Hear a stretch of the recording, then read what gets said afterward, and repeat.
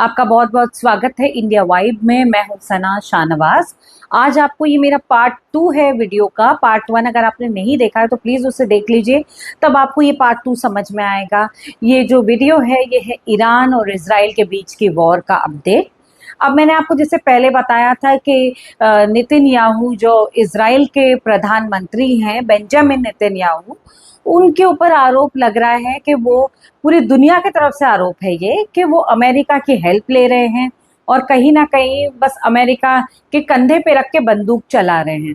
तो इसी की वजह से नेतन्याहू ने एक बयान जारी किया है। इसमें उन्होंने ये स्पष्ट रूप से कह दिया है कि इजराइल को अमेरिका की हरी झंडी का इंतजार नहीं है, वो खुद ही सक्षम है ईरान पर हमला करने के लिए और इजराइल के पास अब कोई विकल्प नहीं है। ईरान के जो ये बैलिस्टिक मिसाइलें जो जिससे वो हमला कर रहा है, अब इजराइल के पास कोई विकल्प नहीं है कि वो रुक जाए, वो रुकने वाला नहीं है और वो ईरान के जो न्यूक्लियर प्लांट्स हैं उसको पूरी तरह से नष्ट कर देगा, तबाह कर देगा। ये इजराइल का बयान है। और बेंजामिन नेतन्याहू ने आयतुल्लाह खामेनाई जो ईरान के सुप्रीम लीडर है उन पे भी एक आरोप लगाया है। उसने ये कहा है कि खामेनाई ने इस युद्ध को, इस वॉर को मुसलमान और यहूदी के बीच का युद्ध बना दिया है, मुसलमान वर्सेस यहूदी। लेकिन वो कह रहे हैं ऐसा नहीं है, ये ईरान और इजराइल के बीच की जंग है, ये कोई मुसलमान और यहूदी की जंग नहीं है। और उन्होंने ये भी कहा है कि अगर अमेरिका चाहे तो इस वॉर को ज्वाइन कर सकता है और अगर ना चाहे तो ना ज्वाइन करे। इस तरीके से बेंजामिन नेतन्याहू ने अपनी इमेज को क्लियर किया है।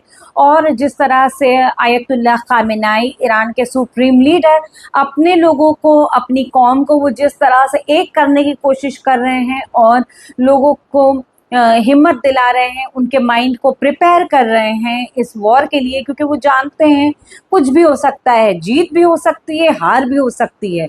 उसी तरह से बेंजामिन नेतन्याहू भी उसी टेक्निक को अपना रहे हैं। उन्होंने भी ये अपने बयान में कह दिया है कि ये जो यहूदी सभ्यता है, जीविश कल्चर है, वो 3500 साल पुराना है और वो इसे ऐसे ही ख़त्म नहीं होने देंगे। इसलिए वो लड़ेंगे और ईरान को जो है अमेरिका की हेल्प के बिना ही ख़त्म कर देंगे।